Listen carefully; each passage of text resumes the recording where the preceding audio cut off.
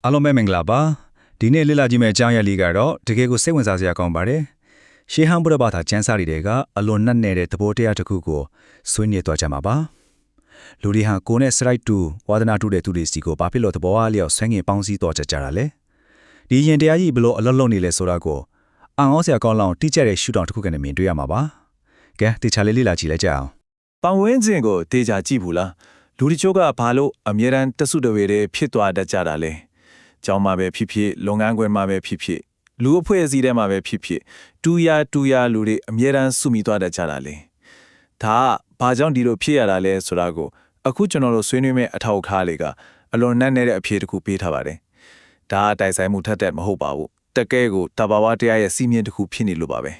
ဒါဆိုရင်အပိုင်းတစ်ဖြစ်တဲ့ဓာတ်တဘာဝရာပေါင်းစီခြင်းဆိုတဲ့အကြောင်းအရာကိုစပြီးကြည့်လိုက်အောင်ဒီအပိုင်းမှာအခြေခံအကြဆုံးဖြစ်တဲ့ dot ဆိုတဲ့စကားလုံးရဲ့အဓိပ္ပာယ်ကိုအရင်ဆုံးနားလည်ဖို့လိုပါတယ်တကယ်စိတ်ဝင်စားစရာကောင်းတာကကျမ်းစာထဲမှာတတ္တဝါတွေကိုအချင်းချင်းဆွဲငင်ပေါင်းစည်းစေတဲ့အခြေခံစရဲ့လက္ခဏာကို dot လို့သတ်မှတ်ထားတာပါပဲစဉ်းစားကြည့်ပါတန်လိုက်တောင်းလေးလို့ပေါ့လူတွေကယာယီခံစားချက်လေးတွေကြောင့်ပေါင်းစည်းသွားတာမဟုတ်ပဲသူတို့ရဲ့ပါရမီစရိုက်ဝါဒနာဆိုတဲ့နှချိုင်းလာတဲ့ဓာတ်တဘာဝတူတာကိုလိုက်ပြီးစုပေါင်းသွားကြတာပါကောင်းတဲ့ဓာတ်ဖြစ်ဖြစ်ဆိုတဲ့ဓာတ်ဖြစ်ဖြစ်တူညီတဲ့ဓာတ်ရှိသူတွေဟာအလိုလျောက်ဆွဲငင်ခံရတာမျိုးပေါ့ဒီနေရာမှာအရေးကြီးဆုံးမှတ်သားရမယ့်အချက်ကတော့ကောင်းတဲ့စိတ်ရဲ့ရှိသူတွေဟာကောင်းသူတွေနဲ့ပဲပေါင်းဖော်တတ်ကြပြီးဆိုးတဲ့စိတ်ရဲ့ရှိသူတွေကလည်းဆိုးသူတွေနဲ့ပဲပေါင်းဖော်တတ်ကြတဲ့ဆိုတဲ့အချက်ပါပဲဒါဟာတကယ်ကိုရှင်းလင်းပြတ်သားလွန်ပါတယ်အယော့ပေးစစ်ဆက်မှုလုံးဝမရှိတဲ့ထမှတ်ချက်ကြီးတစ်ခုလိုတောင်ပြောလို့ရတယ်လူသားတွေရဲ့ပင်ကိုစရိုက်ကသူတို့ရဲ့လူဦးဆက်ဆံရေးကိုဘလော့အထိအပြည့်အဝပုံဖော်ပေးနေလဲဆိုတော့ကိုတတိပြနေတာပါကိုမှကောင်းတဲ့ဆရာရှိနေရင်ကောင်းတဲ့တိုင်ဝမ်စီကိုအလိုလိုရောက်သွားမယ်ဆိုးတဲ့ဆရာရှိနေတော့ဆိုးတဲ့တိုင်ဝမ်ကအလိုလိုဆွဲခေါ်သွားပါလိမ့်မယ်ကဲဆက်သွားလိုက်ရအောင်အပိုင်းနှစ်ကိစ္စကုတ်တောင်မှမြင်ကွင်းများဒီဓာတ်တဘာဝဆိုတာ theory တတ်မဟုတ်ပါဘူးလက်တွေ့မျက်မြင်သေးသည့်အနေနဲ့ကွက်ကွင်းမြင်တွေ့ခဲ့ရတဲ့မှတ်တမ်းတစ်ခုရှိပါတယ်မြတ်စွာဘုရားရှင်ဂီဇီကုတ်တောင်ပေါ်မှာတည်တင်းသုံးနေတော်မူစဉ်တွင်တောင်ပေါ်မှာလမ်းလျှောက်နေကြတဲ့ယဟန်အုပ်စုတွေကိုကြည့်ပြီးဒီဓာတ်တဘာဝနေရာမှာကိုအတိအကျထောက်ပြခဲ့ပါတယ်ပညာရှိတဲ့ရှင်သာရိပုတ္တရာတန်ခိုးကြီးတဲ့ရှင်မဟာမောဂလာဒူတင်ကျင့်တဲ့ရှင်မဟာကတ္တပတရားဟောကောင်းတဲ့ရှင်ပုဏ္ဏမန္တနီပုတ္တစတဲ့ခေါင်းဆောင်တွေရဲ့အနီးမှာစုဝေးနေကြတဲ့နောက်လိုက်တွေကိုကြည့်လိုက်ရင်အဲ့ဒီခေါင်းဆောင်တွေနဲ့ထပ်တူညီတဲ့စိတ်ရဲ့လက္ခဏာဝါသနာတွေရှိကြသူတွေကြီးဖြစ်နေတာကိုအထင်ရှားတွေ့ရပါတယ်အော်ရှီအကောင်ဆုံးကတော့ရုံမာတဲ့စိတ်ရိုက်ရှိတဲ့ရှင်ဒေဝဒတ်ရဲ့အနီးမှာတောင်ရုံမာတဲ့စိတ်ရိုက်ရှိသူတွေကြီးပဲတီးတန့်စုဝေးနေတာကိုတွေ့ခဲ့ရတာပါပဲဒါတွေကိုကြည့်ချင်းအဖြစ်ဒါဟာတိုက်ဆိုင်မှုတက်မဟုတ်ဘူးဆိုတာအလွန်ကောင်းသဘောပေါက်တဘာဝနိယမကြီးအသက်ဝင်နေတာပါရှင်စာရိပုတ္တရာရဲ့ပညာရှိနောက်လိုက်တွေကနေစလို့ရှင်ဒီဝဒရဲ့မကောင်းမှုဆရာရှိတဲ့နောက်လိုက်တွေအထိအုပ်စုတွေဟာခံမှန်းလို့ရလောက်အောင်ကိုတိကျကျစုဖွဲ့မိနေကြတာဟာဒီတဲ့တဘာဝနိယမကစင်တူတူတွေကိုတန်းလိုက်လို့ဆွဲငင်နေလို့ပဲဖြစ်ပါတယ်ဒါဟာလူတွေရဲ့စိတ်ပိုင်းဆိုင်ရာအုပ်စုဖွဲ့မှုဖြစ်စဉ်ကိုတကယ်ကိုအတိအကျရှင်းကြနေတာပါပဲအပိုင်းသုံးဖြစ်တဲ့အညစ်ကြေးနဲ့အချိုရည်ဆိုတဲ့နှက်ရင်ချက်လေးကိုဆက်ကြည့်ကြရအောင်ဒီတဲ့တဘာဝအရာပေါဆက်မှုဟာလူတွေကြားမှာဘလောက်တောင်နှက်ဆိုင်တယ်လဲဆိုတာကိုပိုပြီးခိုင်မာသွားစေဖို့အလွန်ထိရောက်တဲ့ပြင်းထန်တဲ့နိုင်ရှင်းချက်တစ်ခုရှိပါတယ်ကြည့်လိုက်ပါမကောင်းတဲ့ဆရိုက်ပတ်မှာပြထားရင်မစင်ကျင်ငယ်တန်သွေးပြီးသွေးဆိုတဲ့ယုံရှားဝဲအညစ်အကြေးတွေဟာသူတို့ချင်းချင်းသာရောနှောပေါင်းဆက်နိုင်တယ်လို့ဆိုပါတယ်ဒါဟာမကောင်းတဲ့ဆက်ရှိသူတွေရဲ့ပေါင်းစည်းမှုကိုအကြည့်အလင်းတင်စားထားတာပါ